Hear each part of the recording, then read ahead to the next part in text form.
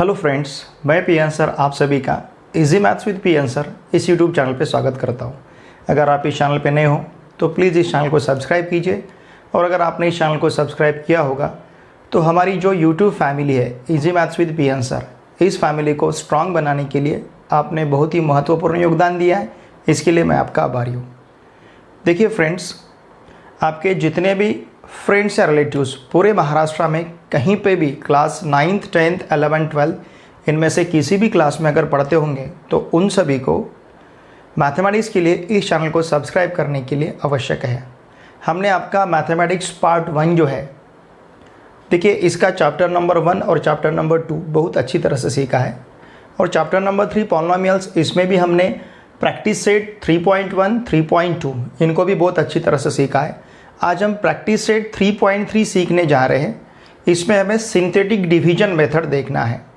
ठीक है, इसमें लीनियर मेथड भी है, लेकिन इस साल आपका जो एजुकेशनल ईयर 2020-2021 है, इस साल इस एजुकेशनल ईयर में आपको लीनियर डिवीजन मेथड नहीं रहेगा, ये यहाँ से डिलीट किया गया है। और इसी प्रैक्टिस सेट 3.3 में ये जो क्वेश्चन नंबर 5th और क्वेश्चन नंबर 6th है, ये दोनों क्वेश्चन भी आपके एग्जामिनेशन पॉइंट ऑफ व्यू ये इम्पॉर्टेंट नहीं है, क्योंकि इन दोनों के ऊपर आपको एग्जामिनेशन में क्वेश्चन नहीं पूछे जाएंगे। क्योंकि देखिए, related to this practice set आपका लीनियर डिवीजन मेथड डिलीट किया है, और क्वेश्चन नंबर 1 में सब क्वेश्चन 5th और सब क्वेश्चन 6th, मतलब प्रॉब्लम नंबर 5th और प्रॉब्लम नंबर 6th, इसे भी डिलीट किया गया है। तो इस साल का आपका जो भी एग्जामिनेशन रहेगा, उस एग्जामिनेशन में आपको लीनियर डिवीजन मेथड पूछा नहीं जाएगा, और प्रैक्टिस सेट 3.3 के क्वेश्चन नंबर 1 में सब क्वेश्चन 5th और सब क्वेश्चन 6th, इसके ऊपर भी क्वेश्चंस आपको पूछे नहीं जाएंगे। तो चलिए आज हम सीखते हैं सिंथेटिक डिवीजन मेथड।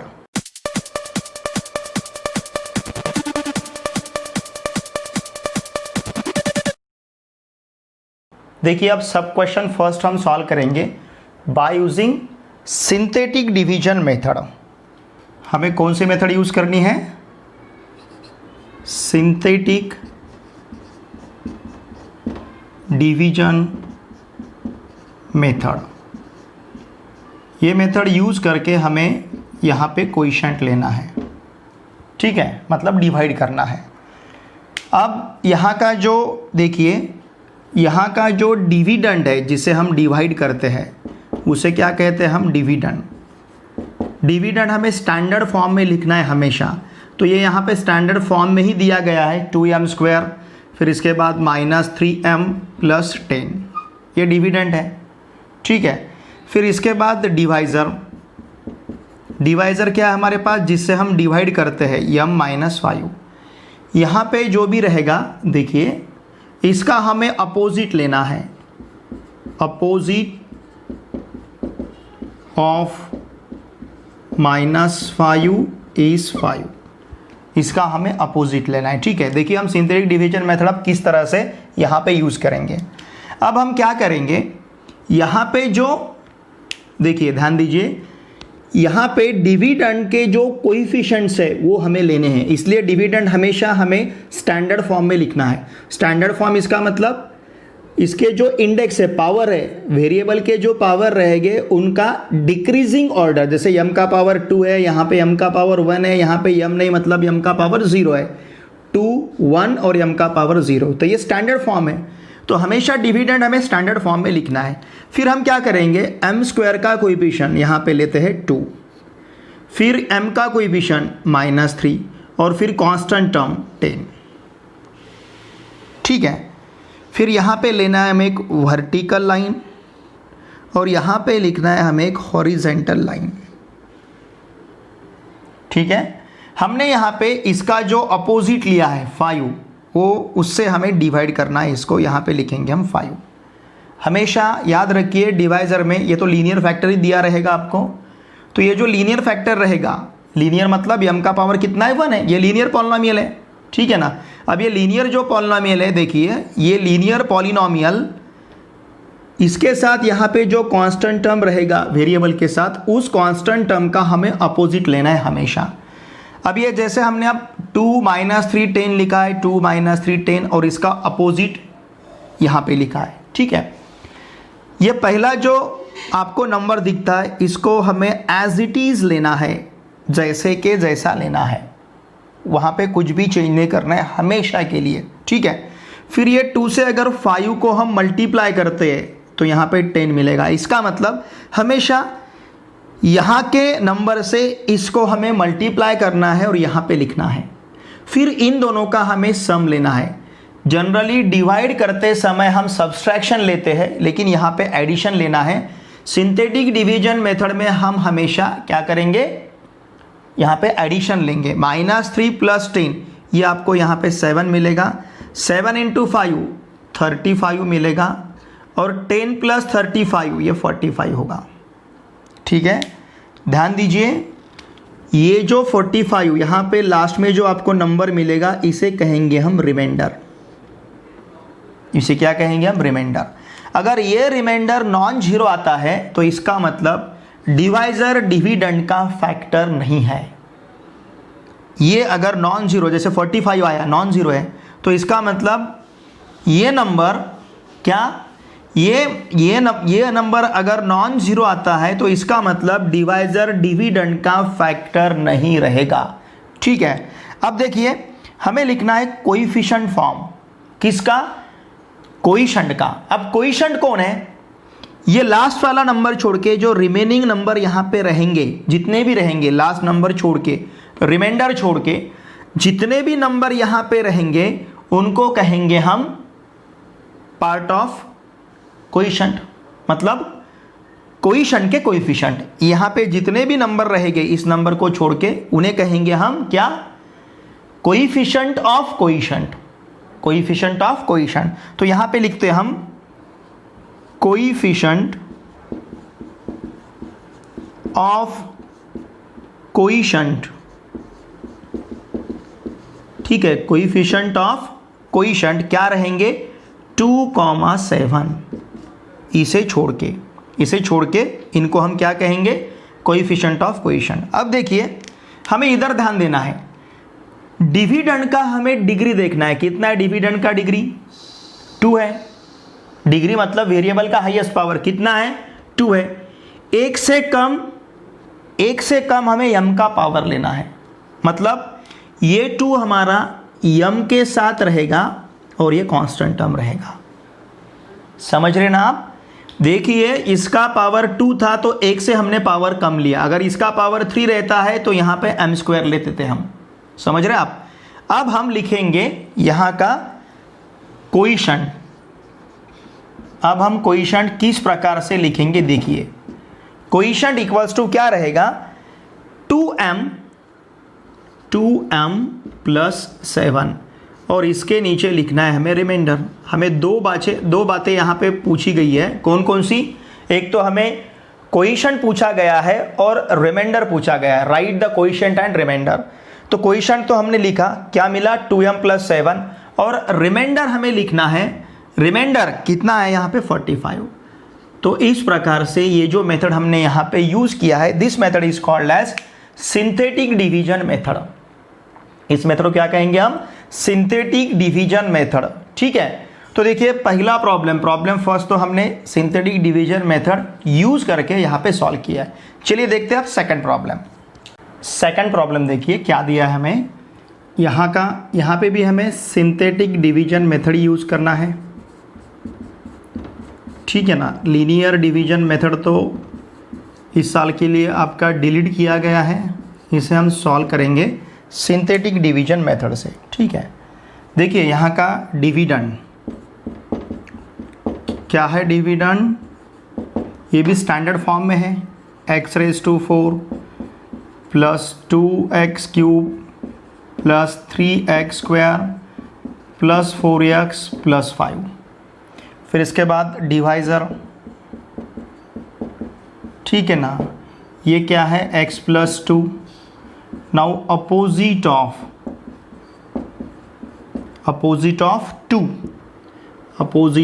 2 इज -2। अब हम क्या करेंगे, डिविडेंड के कोएफिशिएंट्स लेते हैं। मतलब उसका कोएफिशिएंट फॉर्म लेते हैं। एक्स रेज टू 4 का कोएफिशिएंट 1, एक्स क्यूब का 2, एक्स स्क्वायर का 3, एक्स का 4 और कांस्टेंट टर्म 5। इसको हमें डिवाइड करना है। देखिए किससे डिवाइड करना है? -2 से। ठीक है, अब हम क्या करेंगे, 1 एज इट इज़ लेना है। यहाँ पे पहला जो भी नंबर है वो नंबर हमें यहाँ पे एज इट इज़ लेना है। 1 × -2 इन दोनों का सम 2 × 2 -2, ये मिलेगा हमें यहाँ पे 0। -2 × 0 इट विल बी 0।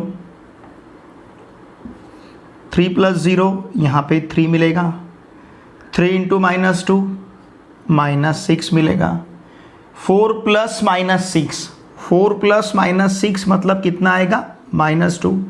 -2 से -2 को मल्टीप्लाई किया तो 4, और यहाँ पे इन दोनों का सम मिलेगा हमें 9।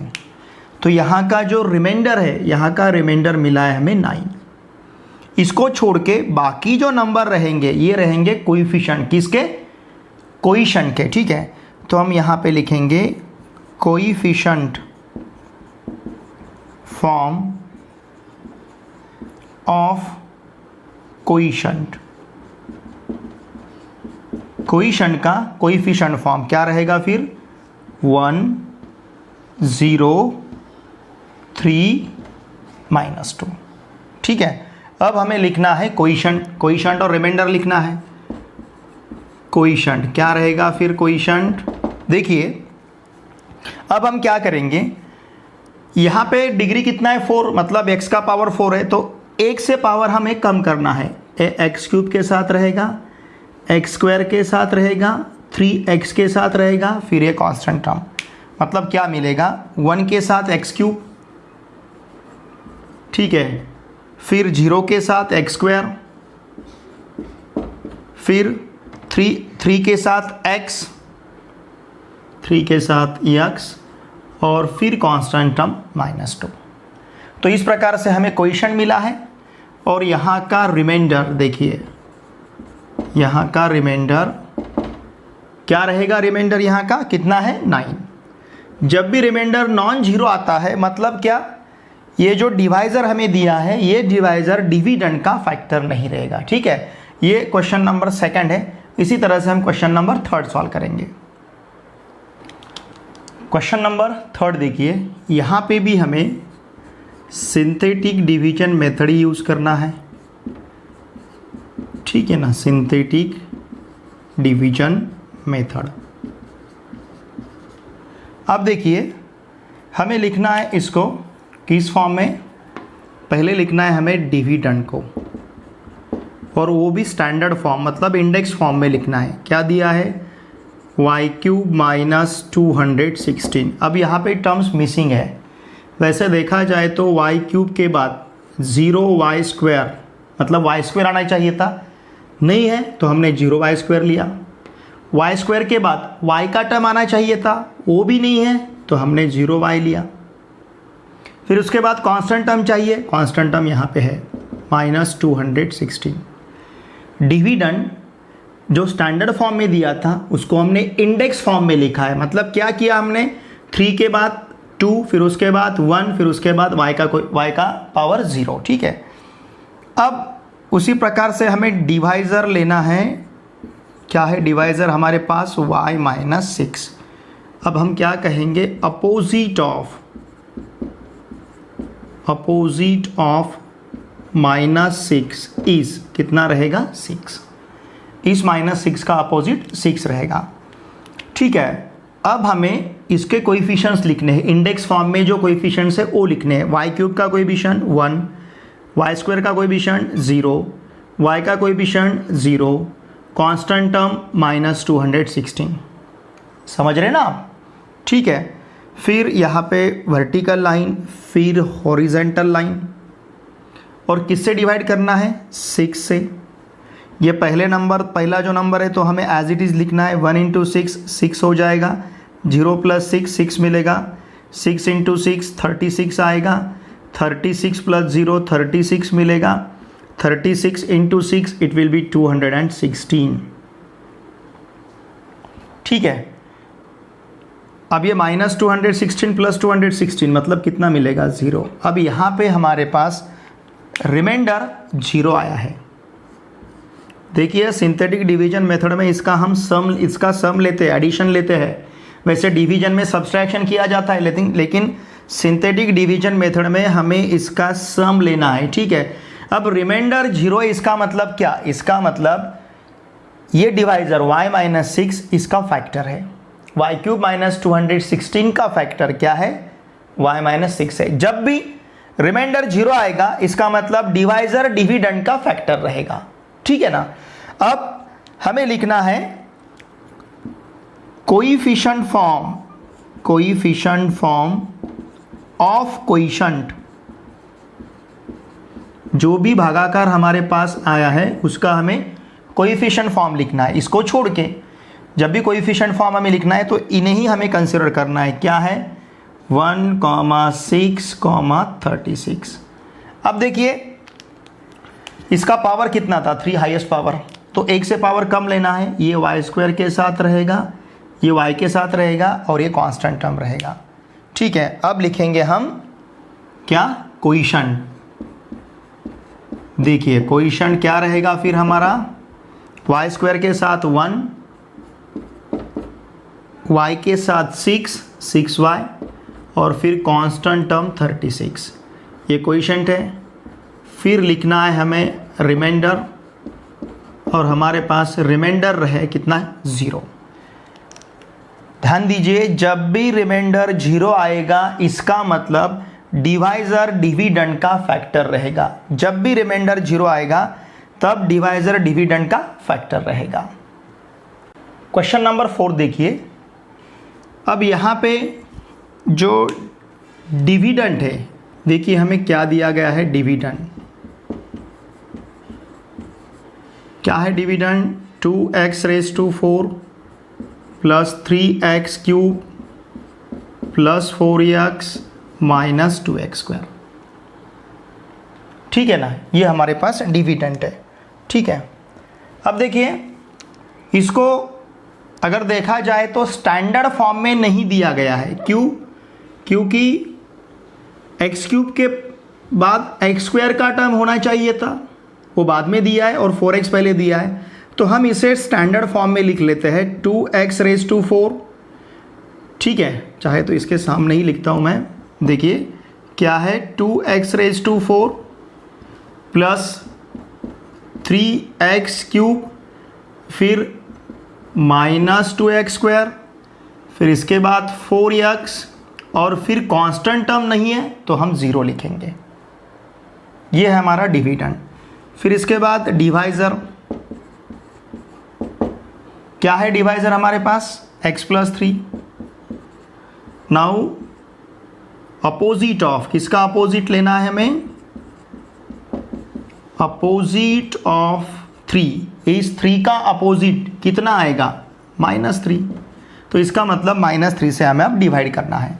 अब देखिए हम हर एक के कोएफिशिएंट्स लिखेंगे। जैसे यहाँ पे 2, फिर इसके बाद 3, फिर -2, फिर 4 और फिर 0, ठीक है।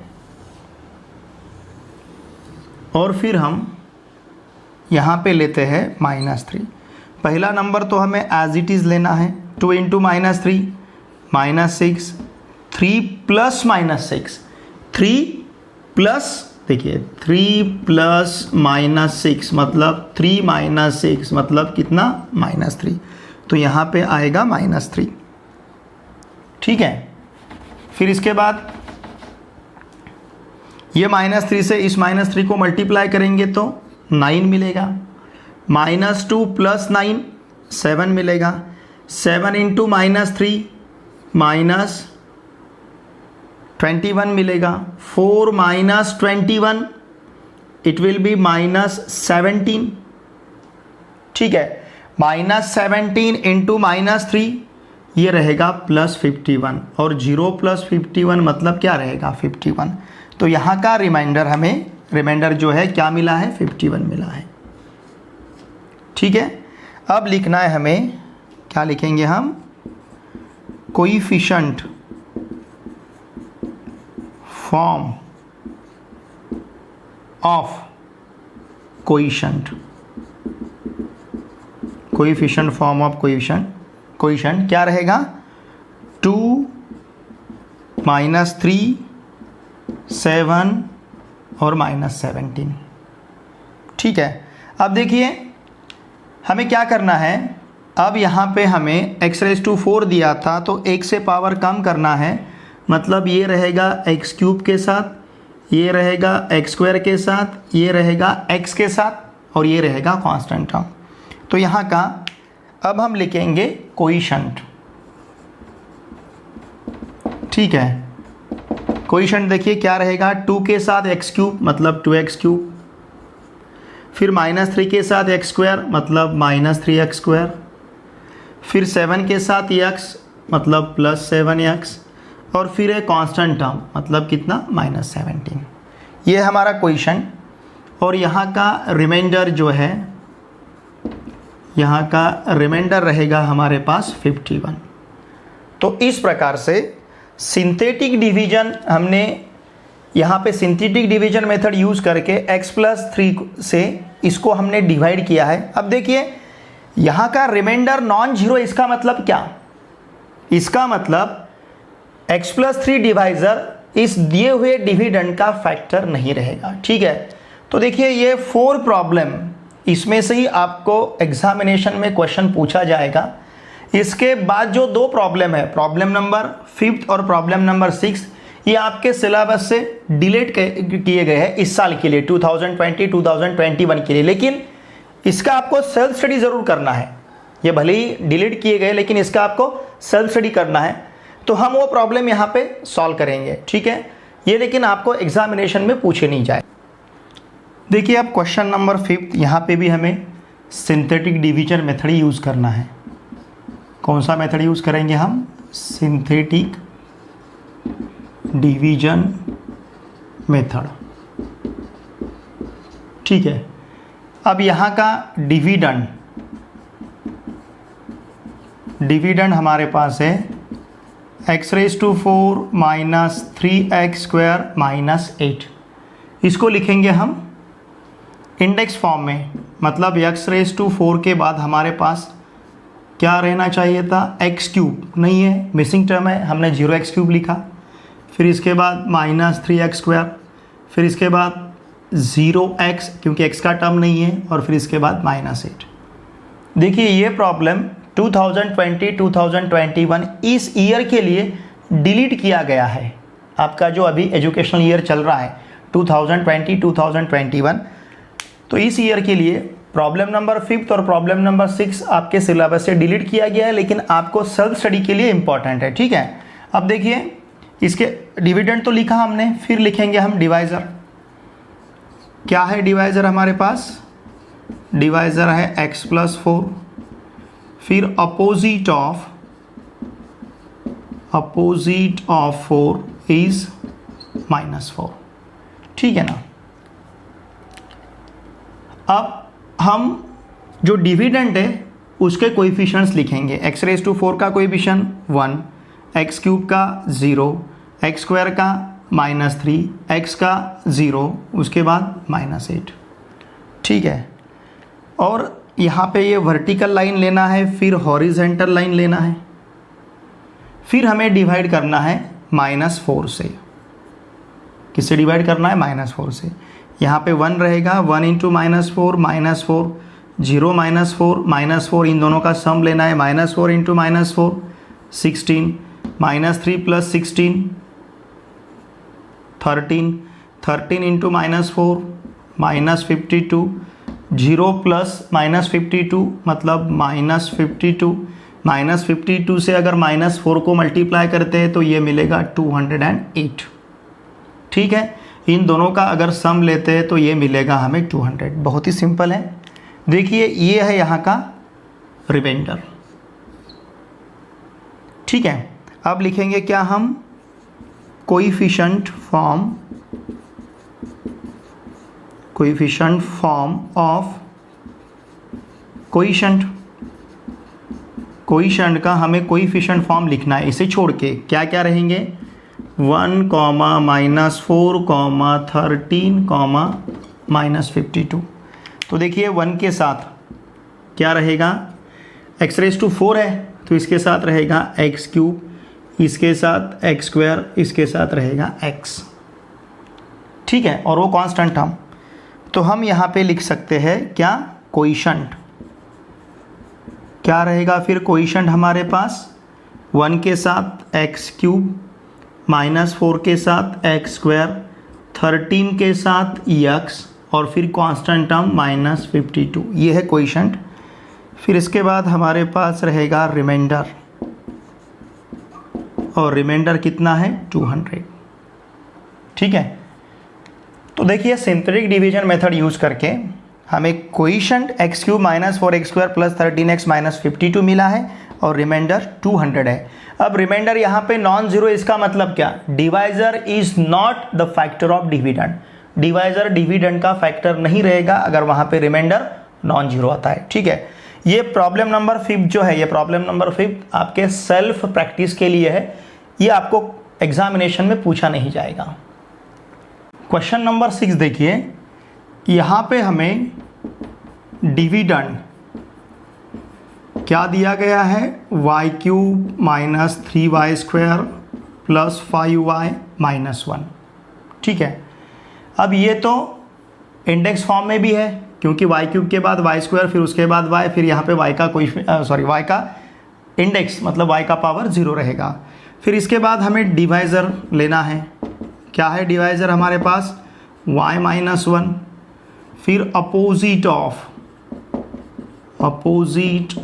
-1 इज कितना रहेगा, 1। -1 का अपोजिट 1 रहेगा। ठीक है, मतलब 1 से हमें डिवाइड करना है। फिर अब y³ का कोएफिशिएंट 1, y² का -3, y का 5 और कांस्टेंट टर्म -1। फिर यहाँ पे एक वर्टिकल लाइन, फिर हॉरिजेंटल लाइन, किससे डिवाइड करना है, 1 से। ये तो आपको एज इट इज़ यहाँ पे लेना है, इन दोनों का प्रोडक्ट यहाँ पे लेना है, -3 + 1 ये -2 मिलेगा, -2 × 1 -2, 5 - 2 हमें 3 मिलेगा, 1 × 3 3 मिलेगा, -1 + 3 2 मिलेगा। तो ये है हमारा यहाँ का रिमाइंडर। ठीक है, और ये जो रिमेनिंग है these are the coefficients of coefficient, इसलिए कोएफिशिएंट फॉर्म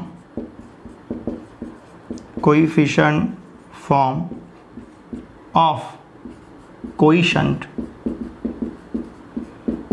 क्या रहेंगे, 1, -2, 3। तो देखिए 1 के साथ क्या आएगा, अब यहाँ पे y³ है, 1 से पावर कम करना है, मतलब क्या रहेगा, y², फिर उसके बाद y और फिर उसके बाद कांस्टेंट टर्म। समझ रहे ना आप, यहाँ पे जो भी पावर रहेगा उससे हम एक से पावर यहाँ पे कम करेंगे। ठीक है, अब लिखना है हमें क्या, कोएफिशिएंट। देखिए क्या रहेगा फिर कोएफिशिएंट हमारा, 1 के साथ y², फिर -2 के साथ y और फिर कांस्टेंट टर्म 3, और यहाँ का रिमाइंडर जो है, रिमाइंडर हमारे पास कितना है, 2 है। इस प्रकार से प्रैक्टिस सेट 3.3 यहाँ पे हमारा कंप्लीट होता है। ठीक है, देखिए YouTube के जितने भी हमारे वीडियोस है, ये पूरे वीडियोस आपको PN Academy, ये जो हमारा प्ले स्टोर ऐप है, यहाँ पे आपको पूरे वीडियो मिलेंगे। ठीक है, साथ में आपको क्वेश्चन पेपर भी मिलेंगे, प्रिंटेड नोट्स या फिर हैंड रिटन नोट्स भी वहाँ पे मिलेंगे। हम यहाँ पे सिर्फ आपको वीडियो दे सकते हैं। इसके साथ अगर आपने प्ले स्टोर से PN Academy, ये मेरा जो प्ले स्टोर ऐप है, ये आप अगर आपने डाउनलोड किया तो इस ऐप में आपको वहाँ पे बहुत सारी, इसके वीडियो के अलावा बहुत सारी बातें आपको वहाँ पे मिलेंगी। इसलिए मेरी आपसे रिक्वेस्ट रहेगी कि आप PN Academy ये प्ले स्टोर ऐप भी आप प्लीज़ वहाँ पे डाउनलोड कीजिए। और मेरी आप सभी को रिक्वेस्ट रहेगी कि आपके जितने भी friends class 9th 10th 11th 12th इनमें से किसी भी क्लास में महाराष्ट्र में कहीं पे भी पढ़ते होंगे, तो प्लीज़ उन सभी को इस चैनल को सब्सक्राइब करने के लिए आवश्यक है। ठीक है, चलिए अब हम मिलते हैं नेक्स्ट वीडियो लेक्चर में। Thanks for watching my video.